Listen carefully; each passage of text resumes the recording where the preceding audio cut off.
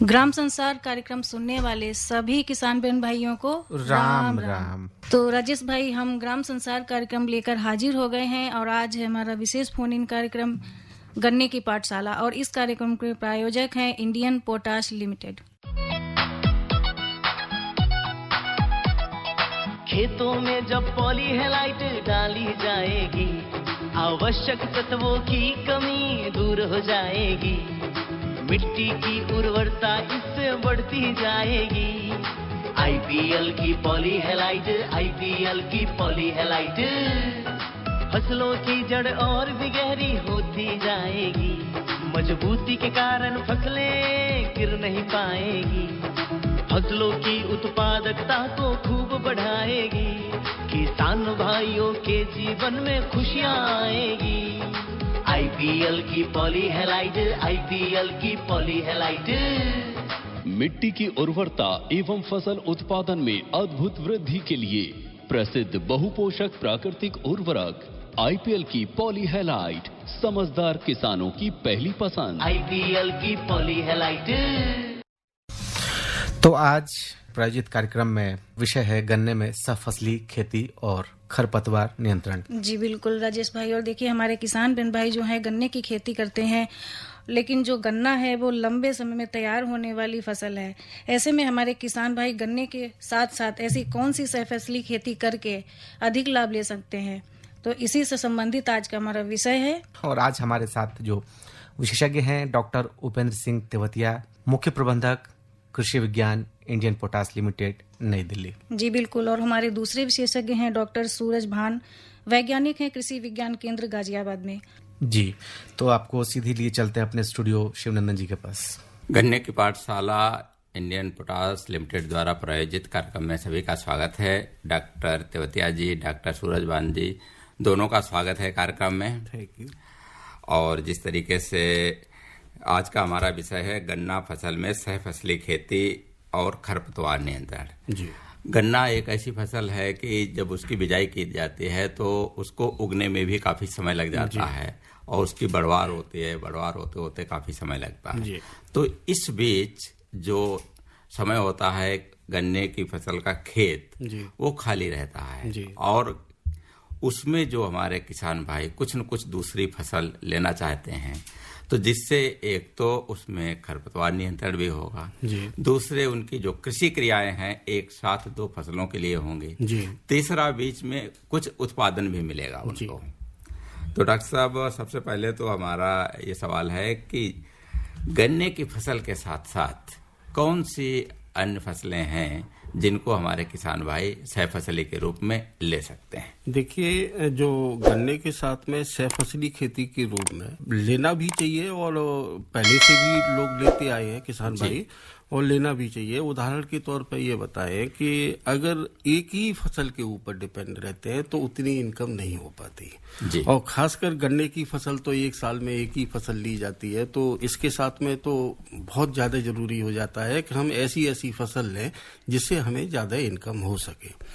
जैसे अगर organic matter कम है तो उर्द मूंग की भी फसल ले सकते हैं, 2 लाइन लग जाएंगी, उर्द की लगाएं या मूंग की फसल की लगाएं। इसी तरह से अगर आप मक्का की फसल लेना चाहते हैं तो मक्का की फसल ले सकते हैं। मक्का की 3 रूप से फसल ली जा सकती है, एक तो आपकी दाने के रूप में, एक भुट्टे के रूप में और एक बेबी कॉर्न के रूप। सबसे ज्यादा अच्छी इनकम होगी बेबी कॉर्न के रूप में अगर लें, तो बेबी कॉर्न के रूप में लेंगे तो आपकी 60, 65, 70 दिन में फसल पक के तैयार हो जाती है। और इसके बेबी कॉर्न के लिए ज्यादातर स्पेशल वेराइटी है, जैसे BL 42 है, MES 1114 है। और अगर ये भी किसान भाई को अगर वैरायटी मक्के की नहीं मिल रही है तो कोई भी देसी प्रजाति की मक्का जिसके दाने छोटे हों, जो दाने अगर हाइब्रिड लेंगे या कंपोजिट लेंगे तो फिर उनमें एकदम दाना बढ़ता है। और बेबी कॉर्न की क्वालिटी का ही यही है कि दाना उसमें स्पष्ट रूप से लाइन बन जाए पर दाना ना बन पाए सकता है। जिस तरीके से आपने बेबी कॉर्न या मक्के का जिक्र किया है, डॉक्टर तेवतिया जी, जानना चाहूंगा कि आप सहमत हैं, क्योंकि गन्ने की फसल भी बढ़ती है और जो मक्का की फसल है इसकी भी लंबाई बहुत ज्यादा होती है, तो ये क्या दूसरी फसल को प्रभावित तो नहीं? मैं पार्शियली डॉक्टर साहब की बात से सहमत हूँ। अगर ये बोने के साथ साथ ही बो दी जाए, जैसे ही गन्ना बोए जी तभी बो दी जाए और 2 महीने के अंदर में काट ली जाए। तब तक पौधे को इतना बड़ा होने में टिल्लिंग स्टार्ट होती है इसकी लगभग 2.5 से 3 महीने पर टिल्लिंग स्टार्ट होती है गन्ने की। जी हाँ, तो टिल्लिंग से पहले वो गन्ने का खेत साफ होना चाहिए, नहीं तो छाया का जो इफेक्ट होगा उससे टिल्लिंग पर प्रभाव पड़ेगा। दूसरा एक और फर्क पड़ता है कि गन्ने में जो हमारी टॉप बोरर लगता है जी तो गन्ने की फसल जैसे मजबूत है और मक्के की फसल गन्ने से कमजोर है, तो हमारा जो टॉप बोरर है वो माइग्रेट कर जाता है मक्के की फसल के ऊपर, तो हमारी मेन फसल जो गन्ने की है उसमें कीड़े लगेंगे। ये भी है एक कारण है इसका मक्का साथ लेने का, क्योंकि मुलायम की तरफ कीड़े का कोई भी हो, बूढ़ा आदमी हो या कोई भी कीड़ा हो, वो उसे मुलायम फसल मिलेगी, उसे जल्दी काटता है वो। तभी कहते हैं कि थोड़ा बहुत चारे के रूप में ज्वार फेंक देनी चाहिए अगर सह फसली खेती नहीं ले रहे हैं, तो ज्वार भी कम मुलायम है तो कीड़ा उधर हो जाता है और मतलब 60 दिन या 70 दिन में हम चारा काट लेते हैं तो वो कीड़ा हमारी खेत में नहीं रह पाता। जी बिल्कुल डॉक्टर साहब। किसान भाइयों, इस समय आप सुन रहे हैं विशेष फोन इन कार्यक्रम जिसका विषय है गन्ना फसल में सह फसली खेती और खरपतवार नियंत्रण, और आज के हमारे विशेषज्ञ हैं डॉक्टर उपेंद्र सिंह तेवतिया, जो कि मुख्य प्रबंधक हैं कृषि विज्ञान इंडियन पोटाश लिमिटेड नई दिल्ली में, और दूसरे विशेषज्ञ हैं डॉक्टर सूरज भान, जो कि वैज्ञानिक हैं कृषि विज्ञान केंद्र गाजियाबाद में। तो डॉक्टर साहब, किसान भाई जो हमारे फोनों का इंतजार कर रहे हैं उनका हम एक बार नंबर फिर से बता देते हैं, 23 42 10 82, 23 42 10 83। जो भी हमारे किसान भाई मोबाइल से फोन करते हैं तो दिल्ली का STD कोड 011 मोबाइल से पहले लगाकर डायल करें, तो निश्चित तौर पे हमारे विशेषज्ञ से आपकी बात हो जाएगी। तो तेवतिया जी, जैसे कुछ किसान भाइयों ने गन्ने की शरतकालीन बिजाई करी थी और कुछ ने बसंतकालीन करी और कुछ अभी कर भी रहे हैं, तो अभी अगर कोई गन्ने की फसल लगाना चाह रहा है तो उसे किन बातों का ध्यान रखना चाहिए? देखिए, जिन्होंने आप कहा कि कुछ अक्टूबर में की, कुछ कर चुके हैं और कुछ करने वाले हैं जी, जिन्होंने अक्टूबर में की उनको सह फसली खेती, मैं उम्मीद करता हूं जो प्रोग्रेसिव किसान होंगे तो उन्होंने प्याज, लहसुन और आलू की सह फसली खेती को पसंद किया होगा जी। लेकिन आप कह रहे हो कि अब अगर कोई बोता है आगे तो किन बातों का ध्यान रखना चाहिए? डॉक्टर साहब, माफी चाहूंगा, एक किसान भाई का फोन। हेलो हेलो, नमस्कार जी। हाँ जी, नमस्कार जी। इंद्रवीर तेवतिया, गांव नथुगढ़ी, डिस्ट्रिक्ट बुलंदशहर, उत्तर प्रदेश से बोल रहा हूँ सर जी। जी तेवतिया जी। डॉक्टर साहब ने सह फसली खेती में मक्का, मूंग और उड़द के बारे में बताया, और खरपतवार नियंत्रण के लिए निराई गुड़ाई भी करनी पड़ेगी जी। तो इसके साथ अगर टमाटर या कचरिया, जिन्हें सैंड कचरिया कहते थे पहले, या खरबूजे लगा दिए जाएं तो इससे भी क्या सह फसली खेती संभव है? हाँ, ये भी आप कर सकते हैं। आप टमाटर भी लगा सकते हैं, भिंडी भी लगाते हैं लोग। इसके साथ साथ में जैसे बुलंदशहर के नजदीकी बुलंदशहर में भी कुछ किसान हैं, हल्दी लगाते हैं, हापुड़ में भी हल्दी लगाते हैं, तो ये भी आप कर सकते हैं। नहीं, लेकिन ये जानना होगा कि आप दूरी की रख रहे हैं, लाइन से लाइन टू लाइन करने की। हाँ। उस पर डिपेंड करेगा। लाइन से लाइन की दूरी तो लगभग 1.5 फीट का होती है एकड़ में। भाई 1.5 फुट में तो अंतर फसली जो खेती है रिकमेंडेड हम नहीं करते। 4 फुट की दूरी पे अगर बो रहे हैं डिस्टेंस में तो आपको फिर सह फसली को जाना चाहिए। 1.5 फुट तो कुछ होता ही नहीं, फिर तो उसमें थोड़े से बड़ी होते ही तो वो गन्ने के सारे पत्ते ही ढक लेंगे उसको। जो रेजर है ना हमारे यहाँ 4 फीट का है और एक रेजर है 6 फीट का। हाँ, तो उससे 1.5 फीट पे है पाली। अच्छा, 1.5 फीट पे। अच्छा, ज्यादा नजदीक कर दिया तो बहुत कम है। 90 सेंटीमीटर तो वैसे ही कहते हैं कि 90 सेंटीमीटर तो होनी चाहिए 3 फुट पे कम से कम। तो डॉक्टर साहब, अगर ये 1.5 फीट के हैं तो एक पाली बीच में खाली छोड़ दें। हाँ, एक हाँ, तो 3 फुट हो जाएगी। हाँ, 3 फुट हो जाएगा। हाँ। बीच वाली को निकाल दो भाई। 3 फाली होंगी ना इनकी। कितनी, 3 फाली है 4 हैं? में फाली है जी 6 फाली है। और कितने फुट का है? 1.5 फीट पे एक। 1.5 फीट। रेजर हापुड़ का बना हुआ है जी। 1.5 फुट पे एक है तो 3 दूनी 6, तो 6.5 फीट की चौड़ाई होनी चाहिए उसकी। हाँ जी, एक लाइन छोड़ के एक बंद कर दें फाली निकाल के, तो दूरी 90 सेंटीमीटर। 1 एकड़ में थोड़ा सा दूरी बढ़ा के देखिए तिब्बतिया जी, और 1 रो में बोइए तो गन्ना मोटा होगा, टिल्लिंग ज्यादा होगी, और शुरू में आपको इंटर क्रॉपिंग करने के लिए भी अच्छी जगह मिलेगी, निराई गुड़ाई अच्छी तरह होगी, आपकी जुताई उताई कर सकते हो आप, छोटे पावर टिलर आते हैं छोटे छोटे, उनसे कर सकते हो।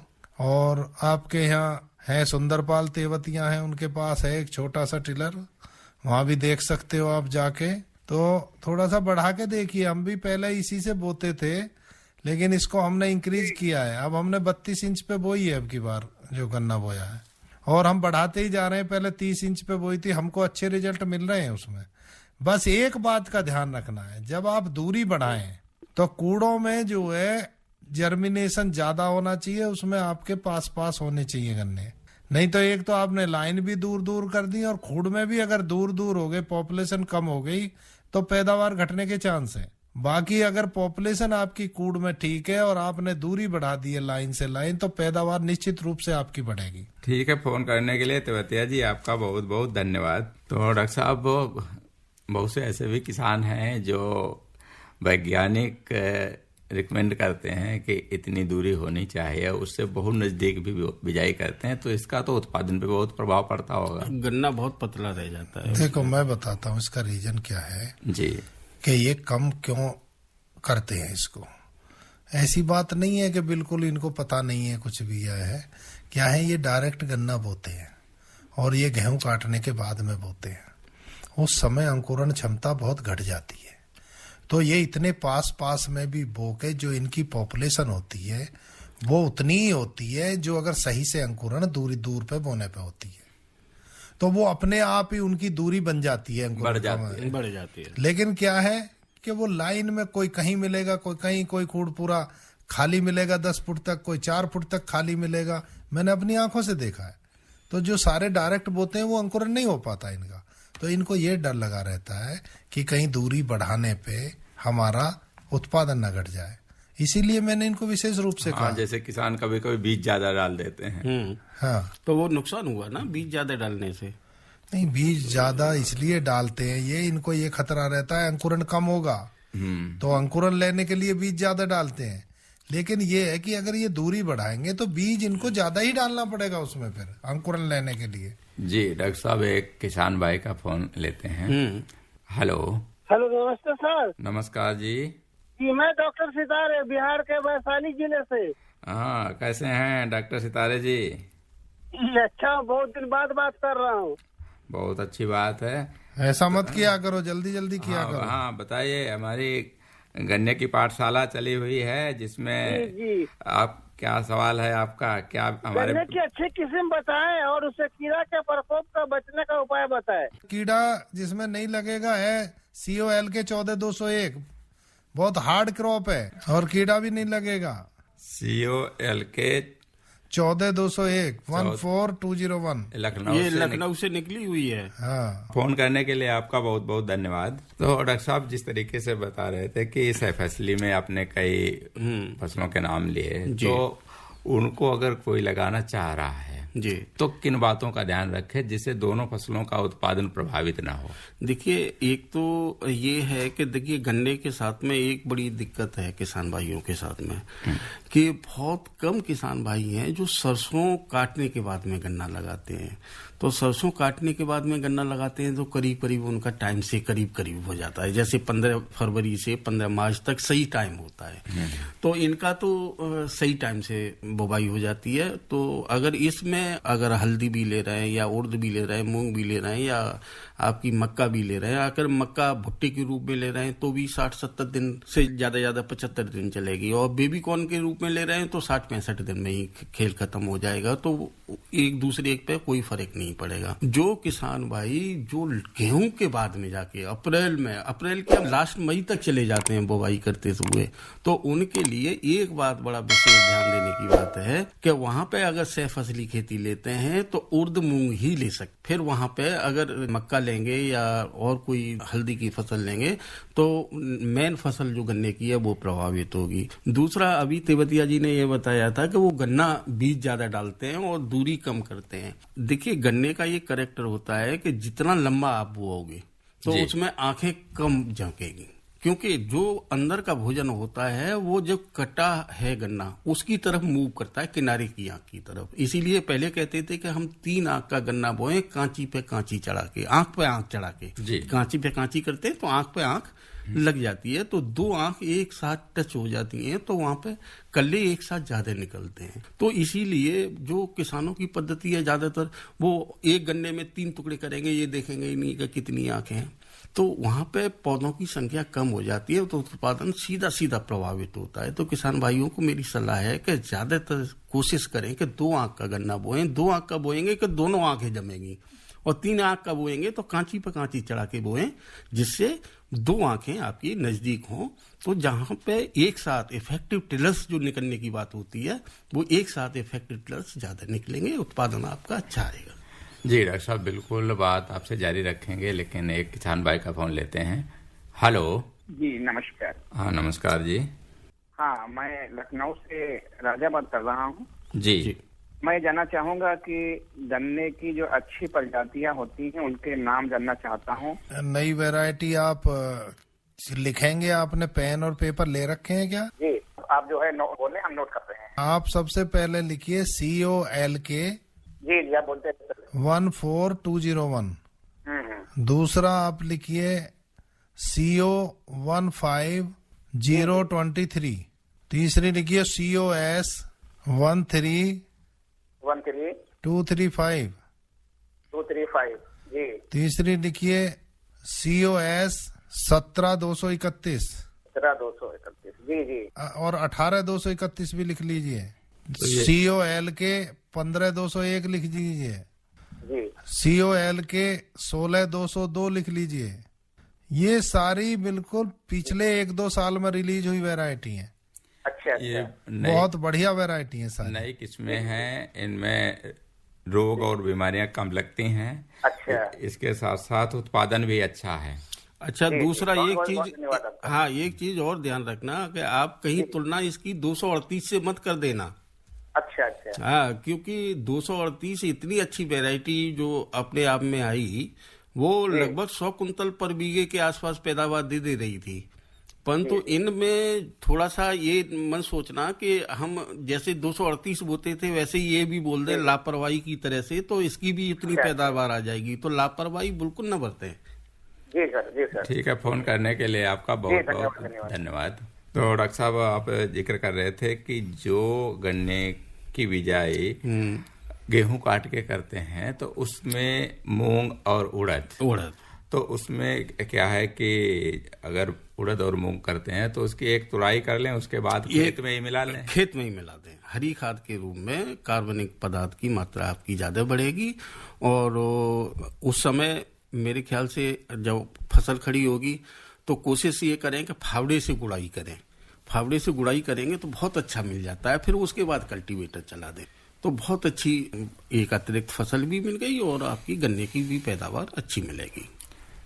ठीक है, एक और डॉक्टर साहब, किसान भाई का एक फोन आ रहा है, उनसे बात करते हैं। हेलो, नमस्कार जी, मैं रघुराज सिंह मान। जी रघुराज सिंह जी। सनोप जयपाल सिंह, गाँव आदर्श नंगला, जिला बागपत जी। क्या सवाल है आपका मान साहब? डॉक्टर साहब से मैं पूछना चाहूँ जी, मैंने ई की बुआई कर दी जी। हरी खाद के लिए मैं उसमें ढांचा बो सकता हूँ जी? ढांचा नहीं, हरी खाद अगर लेनी है तो उड़द या मूंग ले लें। जैसे ये कहते हैं कि मूंग की एक तुड़ाई करके उसे उसमें मिला दें। अगर उड़द लिया है तो कोशिश करें कि उसकी भी तुड़ाई कर लें। उड़द की तो फसल काटी जाती है वैसे, अगर उसकी एक तुड़ाई करने के बाद में उसको फसल को अगर उसी में मिला दें खेत में, तो हरी खाद का ही एक तरह से काम करेगी।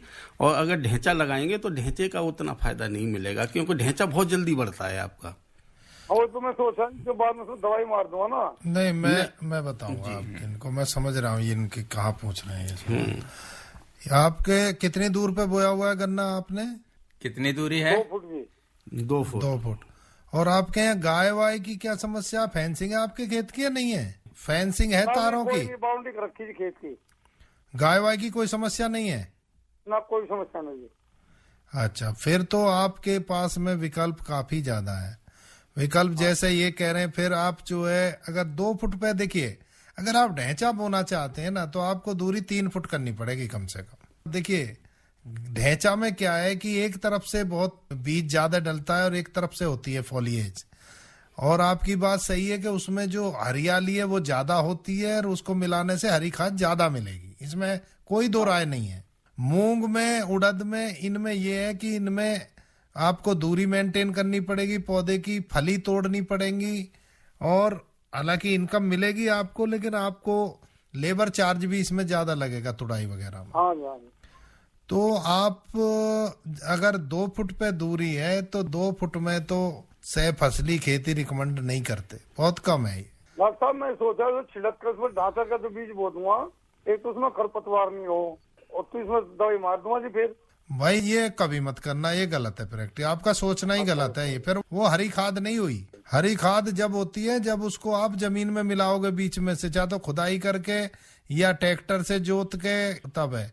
ये काम कभी मत करना, ये आपका ना ढैंचा, उसको आपकी दवाई उसे भी ले बैठेगी आपके गन्ने की फसल को। ठीक है, यही बता रहा। नहीं ये काम मत करो कभी। देखिए चौधरी साहब, एक चीज और है कि जैसे आप दवाई की बात कर रहे हैं ना, तो जैसे दवाई भी कोई भी मारने के लिए किसी पौधे के लिए अगर की जाती है तो वो सभी पौधों को इफेक्ट आता है, चाहे गन्ने की फसल हो चाहे आपकी ढैंचा की फसल हो, तो उसकी गन्ने की भी बढ़वार तो रुक जाएगी आपकी। गन्ने की बढ़वार भी रुक जाएगी। दूसरा पॉइंट है, इनका उद्देश्य हरी खाद लेना, हरी खाद तो नहीं मिल नहीं पाएगी, वो तो जल जाएगी ना ऊपर, वो जमीन में तो मिलेगी ही नहीं, तो कोई भी पर्पज हल नहीं होगा। और घास उसके साथ भी होती है ढैंचा के साथ, ऐसा नहीं ढैंचा जमेगा तो घास नहीं जमेगी। ठीक है मान साहब, आप ऐसी फसलें लगाएं जिससे आपके खेत को भी नुकसान न हो, उसके साथ आपने जो फसल लगा रखी है उसको भी कोई नुकसान न हो, और साथ साथ ये भी है कि क्योंकि आप दवा छिड़केंगे तो उसमें जो भी आपके आवश्यक और जरूरी उसमें कीड़े मकोड़े हैं उनका भी नुकसान हो जाएगा। डॉक्टर साहब अब समय हो गया है ब्रेक का। डॉक्टर उपेंद्र सिंह तेवतिया जी और डॉक्टर सूरज बांदी, आप दोनों का फिर से कार्यक्रम में स्वागत है। और आज का हमारा विषय है गन्ना फसल में सहफसली खेती और खरपतवार नियंत्रण। तो डॉक्टर साहब, जो हमारे किसान भाई गन्ने की खेती करते हैं, सहफसली की हमने बात कर ली, लेकिन खरपतवार की भी बहुत बड़ी समस्या होती है क्योंकि ये साल भर की फसल है जी। कुछ तो गर्मियों में समस्या होती है और कुछ बरसात में देखने को मिलती है जी।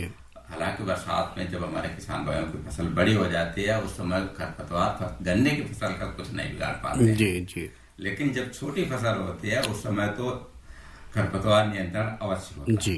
देखिए सह फसली खेती में थोड़ा सा एक खरपतवार नियंत्रण का थोड़ा सा रूप बदल जाता है। जैसे अगर गन्ने की फसल ले रहे हैं तो हम कोशिश करते हैं कि 4-5 गुड़ाई हमारी अच्छी हो जाए, एरेशन अच्छा हो, ऑक्सीकरण अच्छा हो, तो हमारे एक तो खरपतवार नियंत्रण के साथ साथ में गन्ने की बढ़वार भी बहुत अच्छी होती है। जब सह फसली खेती लेते हैं तो अगर हम दलहन की फसल लेंगे तब अलग आपकी बीडी साइड पड़ेगा, और अगर हम मक्का की फसल लेते हैं या हल्दी की फसल लेते हैं तो अलग बीडी साइड पड़ेगा।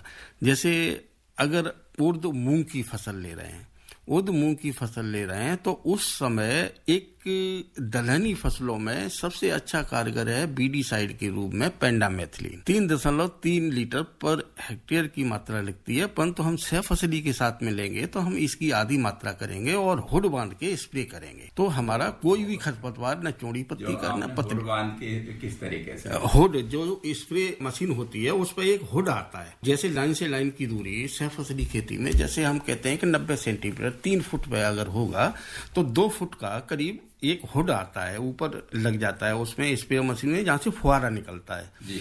तो 2 फुट का अगर इस हुड होगा या 1 फुट का होगा तो वो गन्ने की लाइन पे नहीं पड़ेगा, वो जो सह फसली खेती हमने जो 2 लाइनें उर्द की या मूंग की लगाई हैं वहीं पे पड़ेगा, तो वहां पे कोई घास नहीं होने देगा।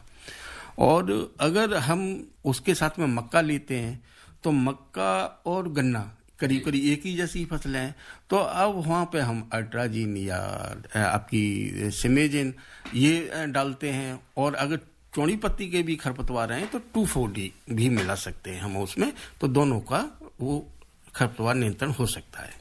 जी, इस पे डॉक्टर तेवतिया जी कुछ कहना चाहते हैं? मैं किसान भाइयों को ये बताना चाहता हूँ कि जब भी ये खरपतवार नाशियों का इस्तेमाल करें, एक बात का विशेष ध्यान रखें। पहली बात तो जब पोरी पड़ जाए गन्ने में, उसके बाद में पोरी के ऊपर खरपतवार की छींटें नहीं जानी चाहिए। अगर ऐसा हो गया उसमें म्यूटेशन हो जाएगा, उसकी आंखें जम जाएंगी और कई तरह की अजीब सी आकृति उसमें निकलने लगेंगी। जी, जो भी करें जब तक उसमें पोरी ना बने उससे पहले कर लें, और कोशिश ये करें कि गन्ने पे ये ना पड़े। पेंडिमिथिलीन वगैरह वो जनरली यूज करी जाती है प्री इमरजेंस में, जब तक गन्ना ना जमा हो, पूरा खेत खाली हो, उस समय उसका छिड़काव किया जाए, जिसमें उसमें एक ऐसी लेयर बन जाती है कि उसमें खरपतवार को उगने नहीं देती है। लेकिन बारिश वगैरह हो गई, ये हो गई, तो वो फिर बेकार हो जाती है। तो किसान ये भी कोशिश करें कि एक बार तो कम से कम खुरपी से उसकी निराई कराएं या फावड़े से खुदाई कराएं।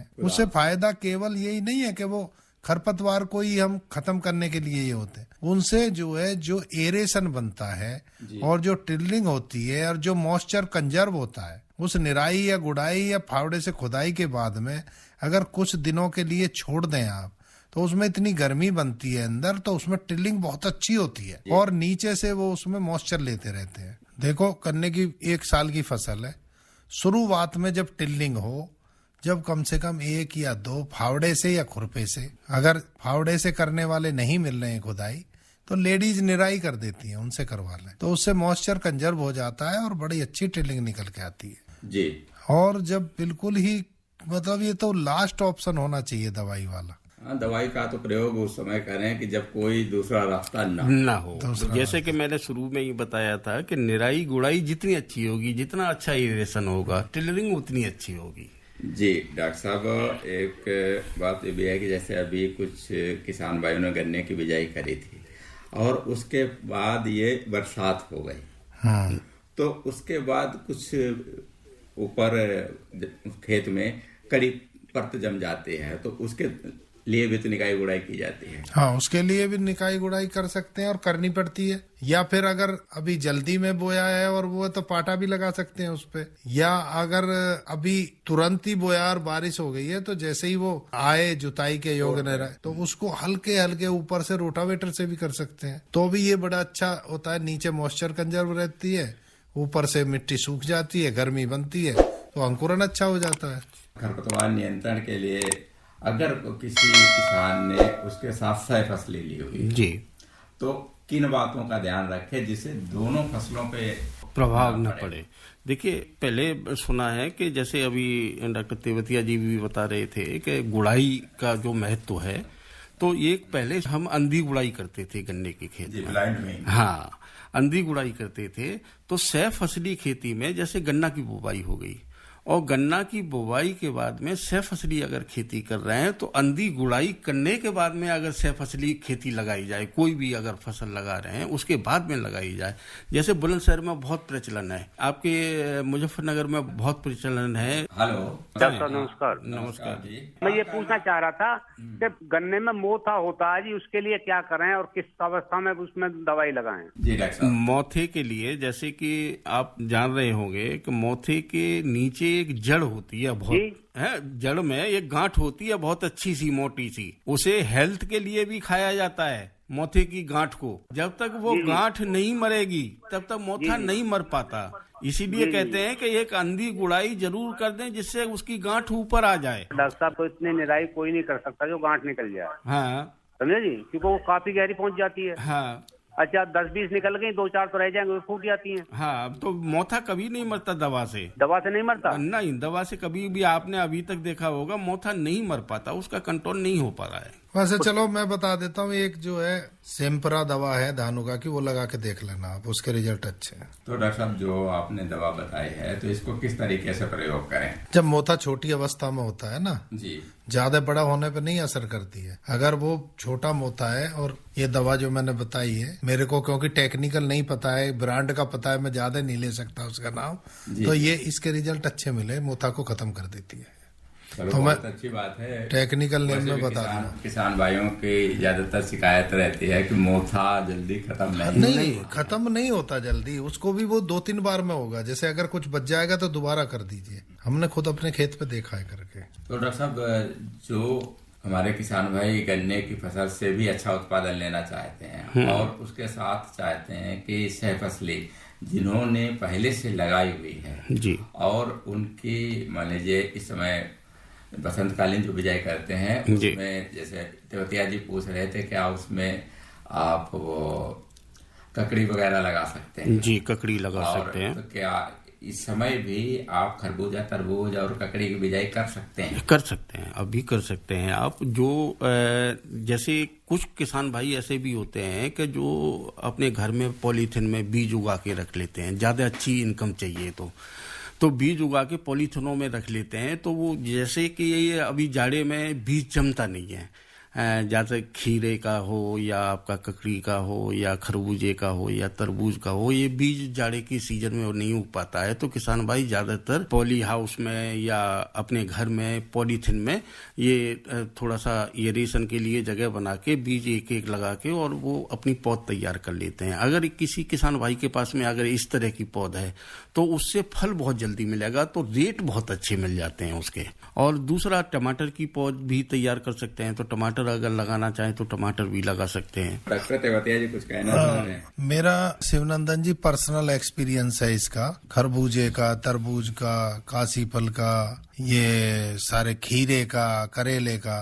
बस मैं किसान भाइयों को एक ही बात बताना चाहता हूँ जो सावधानी रखें जी। एक तो बीच में बोए, गन्ने वाले कूड़ में ना बोए। दूसरा, जो उसकी बेल है उसको गन्ने वाले कूड़ में ना आने दें। देखो 4 फुट में ही बोए, पहली बात तो 2 फुट वाली में बो दिया, सारी गन्ने की फसल तुम्हारी उसमें ना ब्यात होने देगी ना कुछ होने देगी, पूरे को आच्छादित कर लेगी। ये जो फसलें पत्ते जो होते हैं इनके चौड़े चौड़े, मेरा ये अनुभव है कि गन्ने को होने ही ना दे फिर ये, अगर क्योंकि कम से कम 3-4 महीने की फसल होती है। और उसके बाद में अगर आपने कूड़ को अलग रखा और उसको ढकने ना दिया, छाया नहीं होने दिया, तो कामयाब हो गया आपके। नहीं तो सारे खेत में ऐसे पत्ते हो जाएंगे चौड़े चौड़े, उसको धूप चाहने वाली फसल है जो ये है गन्ने की। अगर उसे धूप नहीं मिलेगी, ना आपके में टिल्डिंग होगी, ना बढ़वार होगी, कुछ नहीं। मेरा खुद का उखाड़ के उनको अलग करना भी मुश्किल हो गया, इतना बढ़वार हो जाती है इनकी। और जो लेबर इंटेंसिव है ये, उसकी रोज तुड़ाई होगी आपकी, करेला तोड़ोगे, ये तोड़ोगे, खरबूजे तोड़ोगे, तरबूजे तोड़ोगे, रोजाना का चक्कर है। तीसरे दिन इतने ही खरबूजे आ जाते हैं, तो उसमें लेबर बहुत लगेगी। तो भाई जिसके पास लेबर का इंतजाम हो वही इस काम को करे। अच्छा, दूसरा ये भी है कि ये बेल की फसल है, तो गन्ने की जैसी बढ़वार होगी तो गन्ने के पौधे पर भी चढ़ जाती है। आय भी तो मिलेगी। मैं कह रहा हूँ जो लेबर हो उसको दूर कर सके, वो भी रोजाना पहुंचेगी, उसमें कूड़ में रोजाना बेल पहुंचेगी उसकी। संक्षेप में शिवनंदन जी 4-5 बातों का किसान भाई ध्यान रखें जी।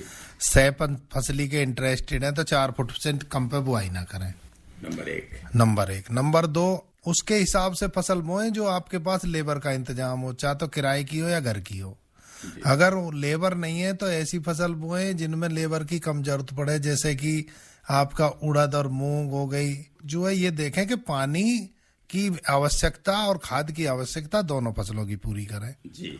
और उनको जो है विशेषकर खरपतवारों से बचा के रखें। बिल्कुल डॉक्टर साहब, डॉक्टर सूरजभान जी, डॉक्टर यूएस तेवतिया जी आप कार्यक्रम में आए और गन्ना फसल में सहफसली खेती और खरपतवार नियंत्रण विषय पे बहुत अच्छी जानकारी दी। आप दोनों का बहुत बहुत धन्यवाद। आपका भी बहुत बहुत धन्यवाद। सब्जियां हो, फल हो, अनाज हो या दालें, हर खेती में एग्रोना ही डाले, एग्रोना ही डाले। एग्रोना का किसानों से वादा, लागत कम और लाभ होगा ज्यादा, लाभ होगा ज्यादा। खेतों में डालो बेधड़क एग्रोना NPK 16 उर्वरक, पहले इस्तेमाल करो फिर विश्वास करो। फसलों की जड़ों को मजबूत बनाए, हर मौसम में फसलें लहलहाए, हर मौसम में फसलें लहलहाए। खेती के लिए बहु पोषक उर्वरक IPL का एग्रोना NPK 16 उर्वरक। रबी हो या खरीफ, हर प्रकार की फसल के लिए वरदान 16 उर्वरक। पहले इस्तेमाल करो, फिर विश्वास करो। तो किसान बहन भाइयों, इसी के साथ आज का फोन इन कार्यक्रम और कृषि जगत कार्यक्रम यहीं पर समाप्त होता है। कार्यक्रम सुनने वाले सभी किसान बहन भाइयों को राम राम।